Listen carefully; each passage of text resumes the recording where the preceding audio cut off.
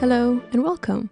I'm Sofiko and this is Creative Minds Speaking, a podcast where I have conversations with creative industry professionals, bringing into the spotlight those incredible people who are behind the scenes of art and entertainment is the main goal of this podcast. The views and opinions expressed in this podcast are the personal views of the guests only and do not represent in any way the views of their companies. This is an exploration of the guest's journey and views only. In today's episode, I'm gonna chat with Dani Balcells. Dani is a regional manager at BMAT Music Innovators, and he's currently based in Los Angeles. Hi, Dani. How are you? Hey Sophie, it's all good. It's great to see you. Good to see you as well. So let's start with your background. Can you please share your story with us?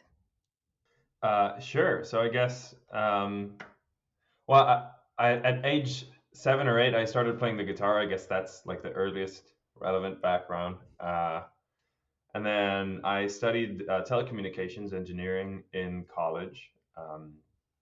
Telecommunications engineering is basically a mix of software engineering, computer science, and signal processing, so more like audio related stuff. I got a master's in sound and music computing at UPF in Barcelona, which is sort of what I had always wanted to do, which is to mix music and technology. And then after that, I joined BMAT straight out of that master's program. And yeah, I did about a year and a half of engineering work with BMAT in Barcelona, and then after that, I moved out here to the States. And right now, I'm doing a bit more of the business side of things.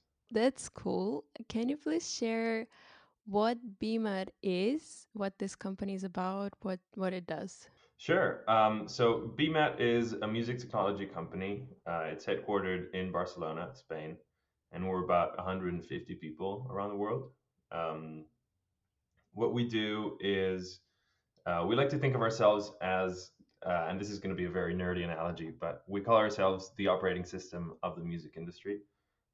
And what we mean by this is that we're basically a data layer that connects all the dots in the music industry that anyone can tap into if they want to understand sort of who owns the rights to what music gets played where, and that sort of thing. So we aim to make the music industry much more efficient, also transparent and fair by basically connecting any two dots in the industry in a much faster way, let's say.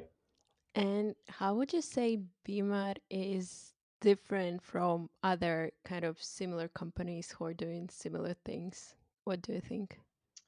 I think we have basically two kinds of competitors. We have competitors that are similar in scope, so they're as broad as we are. They will do music monitoring on radio and TV, and they will also do like publishing data and matching and that sort of thing. So similar in scope, but only regional competitors. So they will be specific to a certain region. And then on the other hand, we have global competitors, but in just one of the verticals that we work in. So they will be competitors in basically every market where we're present, but they will only do one of the things that we do. I don't think that there's any company that's trying to do what we're doing at the same sort of scope and globally. Mm-hmm. And do you have a certain territories that you work with, or it's kind of all over the world? I think we're pretty much all over the world. At least we're very similar in geographical reach to the music industry as a whole, I would say. Mm-hmm. So we have a very large presence in Europe. We have a significant presence in Latin America and Asia Pacific, as well as North America.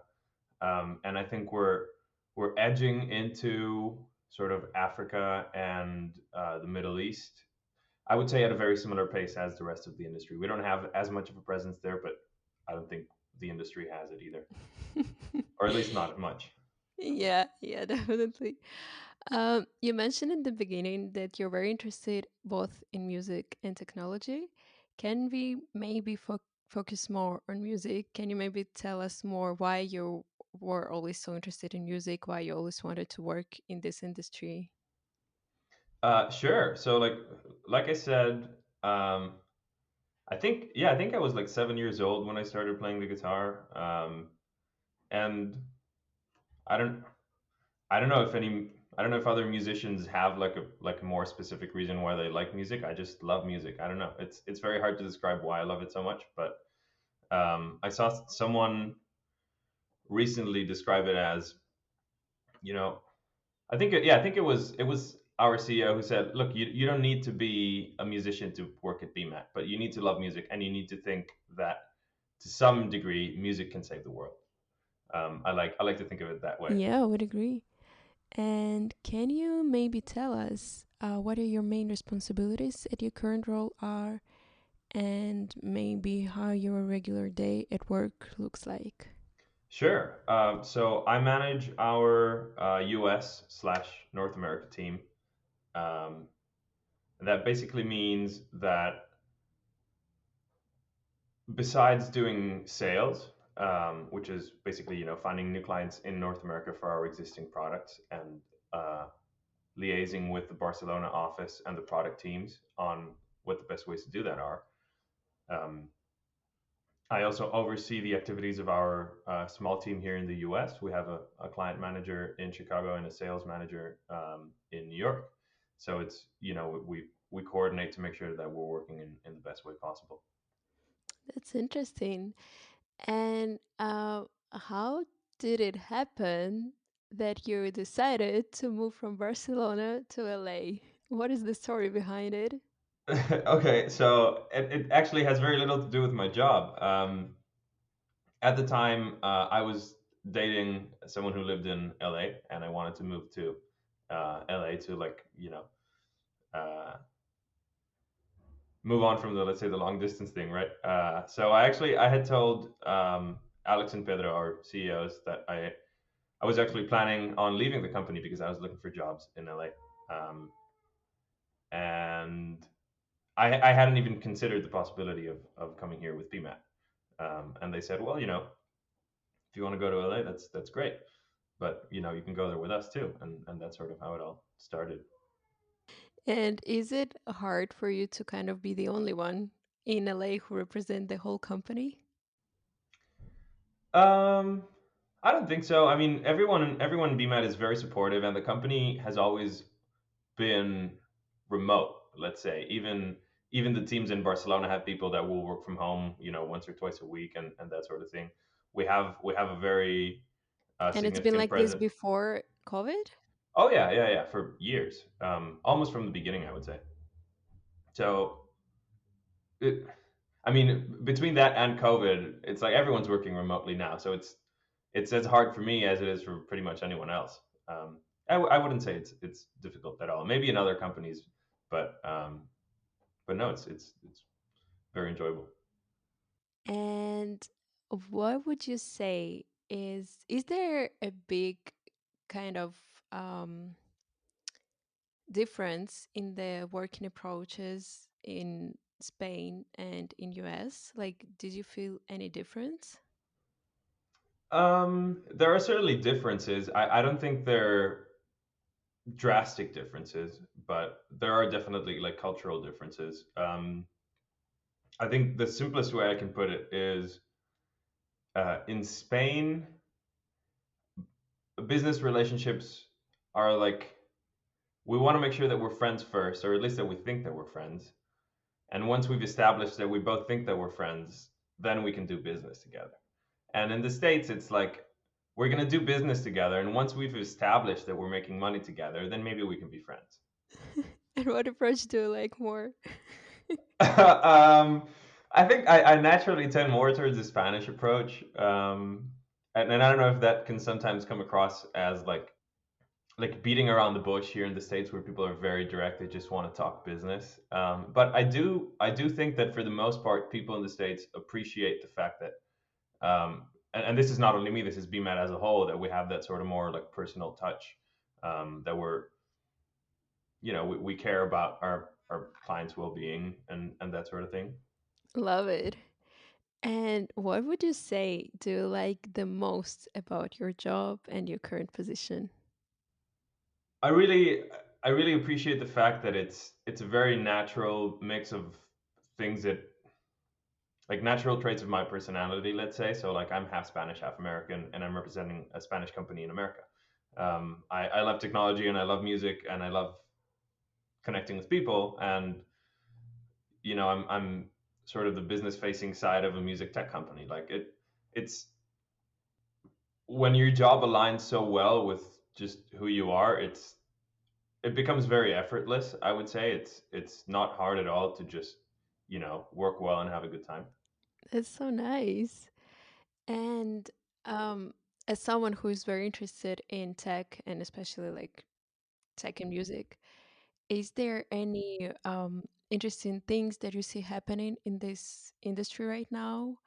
Or do you maybe have some like forecasts, if it's the right word, about like Hmm. the future of everything that is happening in the industry? Sure. I mean, there is definitely plenty of really interesting stuff going on, and I try to stay on top of it, but there's definitely things that are sort of escaping under the radar. But I would say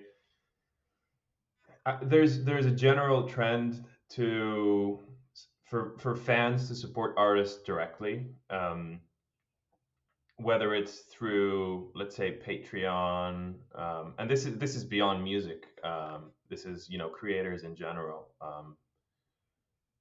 Whether it's things like Patreon or like SoundCloud's announcement of what they call fan powered royalties, which is what the industry's been calling user centered royalties for some time now, or NFTs recently, which I still don't really know what I think about NFTs, but it's Can you please definitely tell us more about NFTs and like what is this? Because I read a lot of articles, but like I am still very confused. Like, do you want to maybe share some knowledge on uh, this?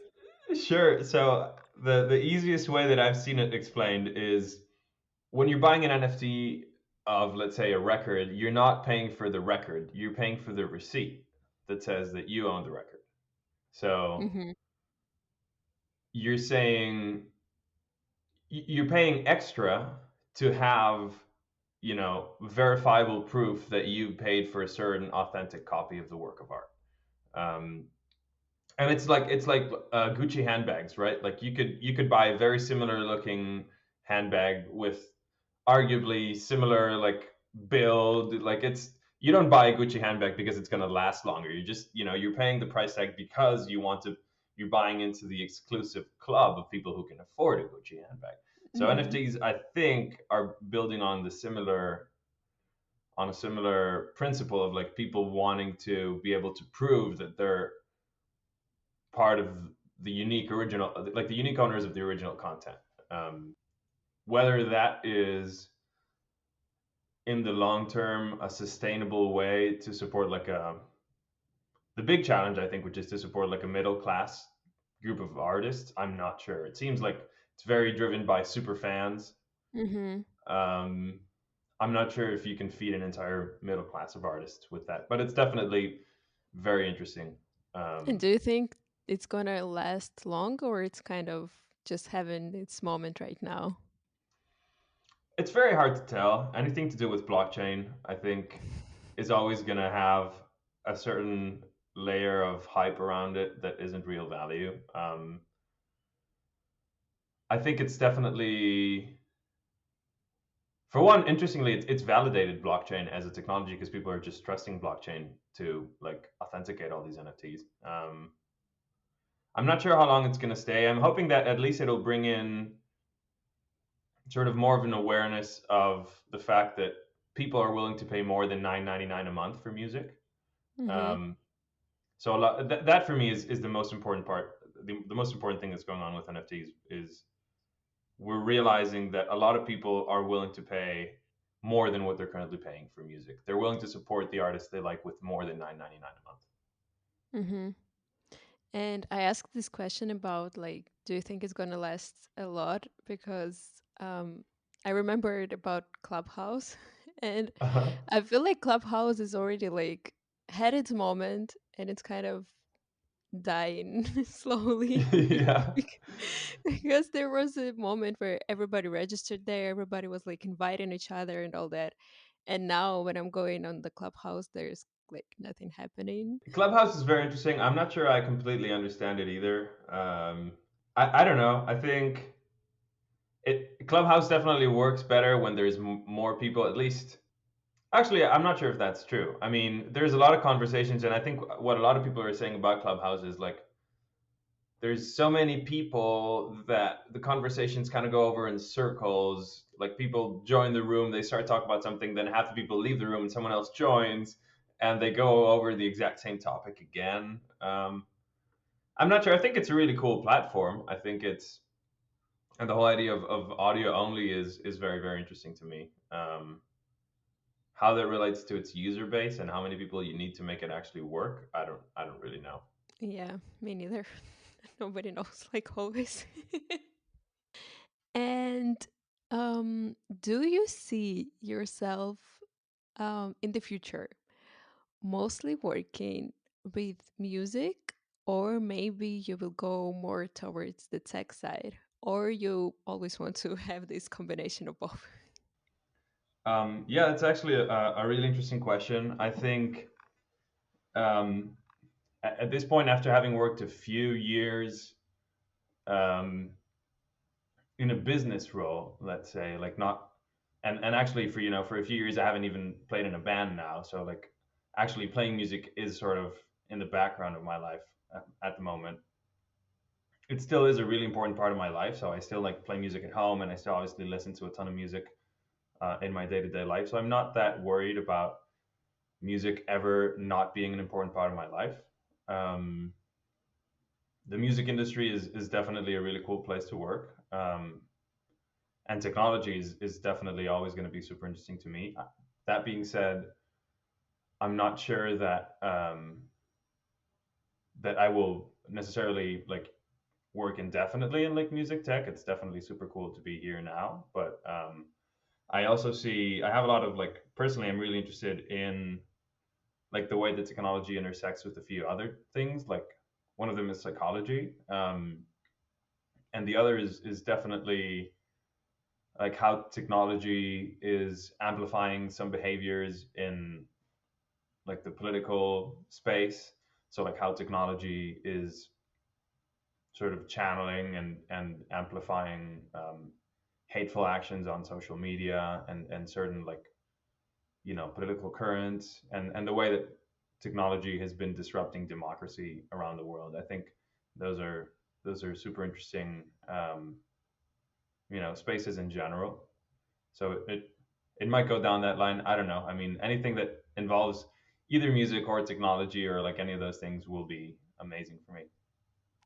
That's super interesting. Thank you for sharing. Sure. And do you have any advice to the starting professionals who are only starting their journey in the music industry, in the tech music industry?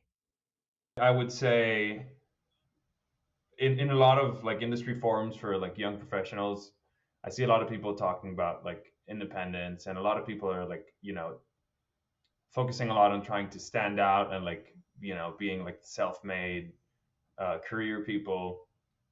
I think independence is good, but I think more than independence, um, I prefer thinking about interdependence. So I think as a whole, there's a lot more that we can do working together and collaborating with each other than just trying to stand out individually. So I would say building a network, and even more than a network, I would say building a community. Or I would even think it like in terms of music, like building a local scene. Um, who are people that do similar things to what you do? Who are people that you know you played a gig with, so to speak, like people that you met at a certain job for a tiny period of time. What are they doing now? What can you learn from them? What can you do for them? That, not only thinking of what other people can do for you. I think this. I also think our generation is doing this more than previous generations. Maybe it's maybe I'm biased, but I think especially with COVID and these things, we're seeing a lot of communities spring up online of like people just wanting to know what everyone's up to and like having that sense of building a scene of like young professionals. Yeah, I would agree with you. And it's very interesting thought that you shared right now. I think also like this podcast in itself is a good example of the kind of communities that are being built around like young professionals and how we're going about our careers. Thank you so much for saying this. It's very interesting what you just said about community and independence. So what would you say is your personal definition of success? Oh, see, I don't know. I haven't really ever thought about it that way. It would have to be just more of a process, like being in a situation where you feel like you're learning about what you want to learn. You're surrounded by the people that you want to be surrounded by. Um, I think success is like money. It's like it's smoke. It follows something else, right? Something has to be burning for smoke to come up. So like you need to be doing something valuable for money to follow, and you need to be motivated by something other than success for success to follow. I don't think it's the important thing to define. I think it's much more important to focus on what you like. That's interesting. Thank you for sharing. Sure. And what would you say are your life highlights? My life highlights. Jesus. I don't know. I mean, moving here and like living in a different culture from like where I grew up, I think is something that in the future I'm gonna be happy that I did. Um, I think like the most important things in my life are like my friends and my family and the places I love. So I mean, that's already there. And was it hard for you to move to US? You're half American, so but you never lived in US when growing up. So once you moved there, did you feel a very big difference, or was there something that you were not very comfortable with? I think in general it was fairly easy because yeah, like you said, like I have American citizenship, so the whole move and like the paperwork and everything was a lot easier than I think it is for a lot of people. Culturally speaking, there is there is definitely a difference.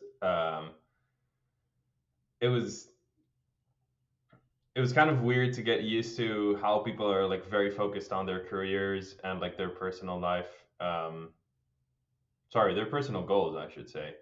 It always feels like at most you're in people's side mirrors, like they're going somewhere and you might be next to them for part of the road, but it's I think sometimes I get that feeling that people don't really care as much about other people in their day-to-day life. I'm sure they have like their family and their friends that they care about, but they're like less open to just randomly meeting people and doing stuff. But I mean, hey, you know, who's better at doing that than Spain? So yeah, But do it you think it's just the kind of the cultural thing, or it's a thing of Los Angeles being a huge city with filled with people doing their careers? well, yeah, I'm really glad that you said that because I think a lot of my impressions about the states are definitely biased towards like California and LA and the kind of people that I've met. It could very well be that you know a lot of people aren't like that. It's just the people that I've met. LA is definitely more like that than many places in the states, I would say. Um, Mm-hmm. this is like the place where stereotypically even the waiter at the cafe is doing that as a part-time job while they start their acting career. So of course everyone's thinking about the next thing, right? Yeah, yeah.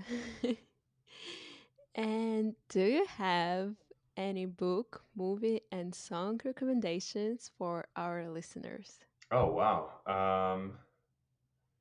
So music, I would say probably Kate Renata. I love Kate Renata. I Any think specific song? give me a second. I'll pull something up. I mean, anything off of his first and second albums, really, but his second album just got a Grammy, and it's it's just an amazing album. I mean, Go DJ I think is a great song. 10% is a great song. That entire album is just amazing. Um, what else? Books. I mean, anything by Gabriel Garcia Marquez I think is just incredibly magical. Um, and then movies. Um, I need to catch up on my movies. I love great movies, but I don't really actively like find them and like watch them. I really liked Parasite. I hadn't seen it, but I watched it like a few weeks ago, and I really liked it. Mm-hmm. It's incredible. Great movie. Uh, and do you have a celebrity crush? Oh, Dua Lipa, 100%. Great choice. And what is the most useless talent that you have? The most useless talent. I don't know. I have a lot of useless talents. I'm a bit of a I like doing really stupid things with my friends. One thing that we have been doing for a few years now is remixing board games. So we take two completely different board games and we, we kind of make a hybrid of the rules. So I don't know if you know the game called Settlers of Catan. It's basically, you have it's like a world, a piece of land that with different tiles. Each tile has different resources, and you have to collect resources to win the game. So we remixed that with Risk, which is a war game. So we came up with a game where to collect the resources in a tile, you need to conquer it. And it's an incredibly complicated, like unnecessarily complicated game. Um, and it took us like 9 hours to finish the first game, and then we had to completely change the rules because it didn't even make sense the first time we played it. So that's something really stupid that we like to do. Wow, but this is very creative. And do you like video games? Yeah, for sure. Because you're into tech and video games is tech. Yeah. And have you ever thought about combination of because there's music a big part of video games? Have you ever seen yourself in this field maybe? Yeah, I mean, personally, um, I mean, I grew up playing tons of video games. I've never been like drawn to the video game industry professionally, but I would also say that there have been quite a few very interesting like crossovers, especially since the pandemic, like with Mm-hmm. people playing concerts on Fortnite or like Roblox and that sort of platform. Yeah, I grew up playing a lot of Minecraft, so like I love that kind of like DIY kind of like virtual build your own world environment. I think it'll be interesting to see where like how music continues to grow into that space. Yeah, that's true. And the last question that I have for you today is who would you say inspires you the most? The most, oh, a lot of people. Like I said, I try to, let's say, work from a place of curiosity more than ambition. Anyone who I can tell is working from their own, and this is from a purely like professional inspiration kind of standpoint, I guess. But anyone who I can tell is working from like a genuine interest in what they're doing and learning more and understanding how the world works and how they can shape it rather than success, I would say. Um, who would be a good example of that? I mean, there's a bunch of people that I work with who are like that. Definitely a lot of people at BMAT are like that. I would also say, I mean, there's a bunch of, I think it's more of a trend in young professionals these days. I think we're having to be a bit more creative about the way that we think about our careers.